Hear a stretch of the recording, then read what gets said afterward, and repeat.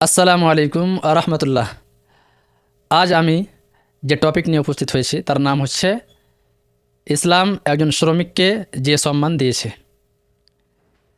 সম্মানিত দর্শক শ্রোতা, যখনই শ্রমিকের অধিকার, মজুরের প্রাপ্য, মজুরের হক নিয়ে কথা বলা হয়, তখনই শ্রমিক বলতে, মজুর বলতে আমাদের মস্তিষ্ক পটে তারাই ভাসে যারা আপনার সিমেন্ট, বালু, ইট, পাথর বহন করার কাজ করে বা যারা চাষাবাদ করে।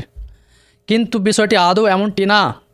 মসজিদের একজন ইমাম সাহেবও আপনার শ্রমিক, স্কুল বা মাদ্রাসার টিচারও একজন শ্রমিক, এমনকি একজন আইএএস ও আইপিএস অফিসারও শ্রমিক।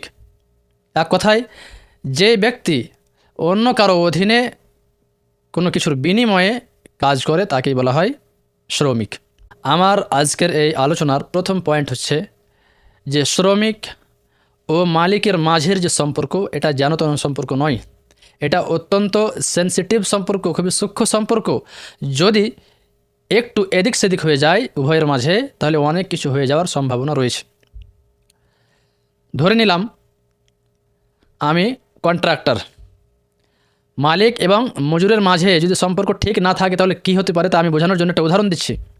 ধরে নিলাম যে আমি কন্ট্রাক্টর, আমি কোনো মালিকের কাছে তার একটি ভবন আমি 1 বছরে পূর্ণ করে দেব বলে চুক্তি করেছি, সিগনেচার করে দিলাম যে এত টাকার বিনিময়ে আপনার এই বিল্ডিংটি, এই ভবনটি আমি এত সময়ের মধ্যে পূর্ণ করে আপনাকে দিয়ে দেব।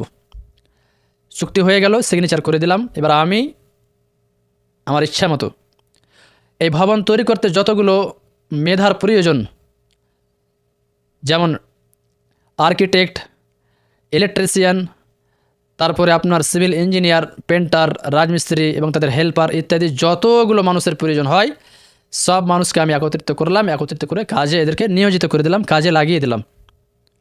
কাজ শুরু হয়ে গেল। যতগুলো ম্যাটেরিয়ালের প্রয়োজন সব কিছু তাদের কাছে আমি পৌঁছে দিলাম। কাজ শুরু হয়ে গেল। কাজ চলছে চলছে চলছে, কয়েক মাস কাজ চলল।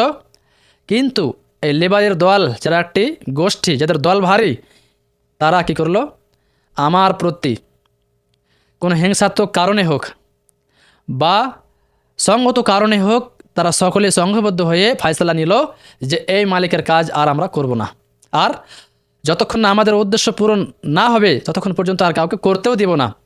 আমি এখানে, এমনও হতে পারে যে আমি অন্য জায়গা থেকে এসে এখানে কাজ করাচ্ছি, আমি এখানে অসহায়। তাদের দল ভারী, তারা ধর্ণা প্রদর্শন করছে আমার বিপক্ষে। এখানে আমি একাই, তাদের দল ভারী। তারা কাজ না করতে চাইলে আমি জোরপূর্বক করাতে পারবো না, যদি সেরকম আইনের ব্যবস্থা না থাকে। তো কী করলো তারা? কাজ করবো না বলছে।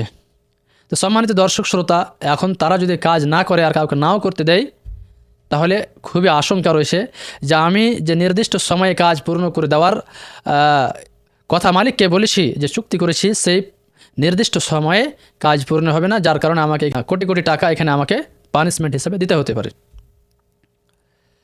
তা আমি যেটা বোঝাতে চাইছি যে মালিক ও লেবারের মাঝের সম্পর্ক খুবই সেন্সিটিভ। এই উভয়ের মাঝে একটা নিয়ম থাকা উচিত, কানুন থাকা উচিত, খুব বলিষ্ঠ।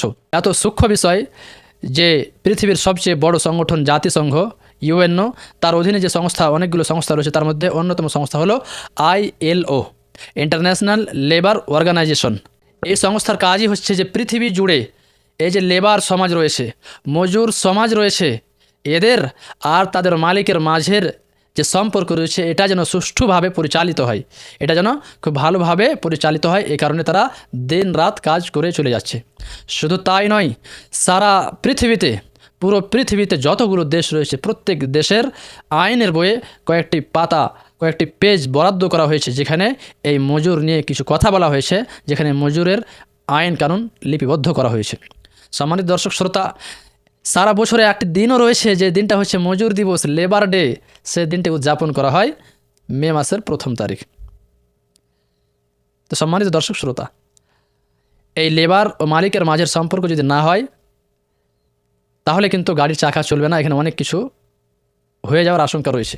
কত ঘটনা শুনি লেবারদের মুখে, যে রাজমিস্ত্রি বা হেডমিস্ত্রি সঠিক সময়ে পেমেন্ট করলো না বলে লেবাররা কী করে, হেডমিস্ত্রির প্রতি আক্রমণ করে, বা এদের মাঝে কোনো নিয়ম কানুন নেই, এরা অসহায় বলে হেড মিস্ত্রি লেবারদের প্রতি খুব অত্যাচার হানে ইত্যাদি রয়েছে। উভয়ের মাঝের সম্পর্ক না হলে কেউ সন্তুষ্ট থাকবে না।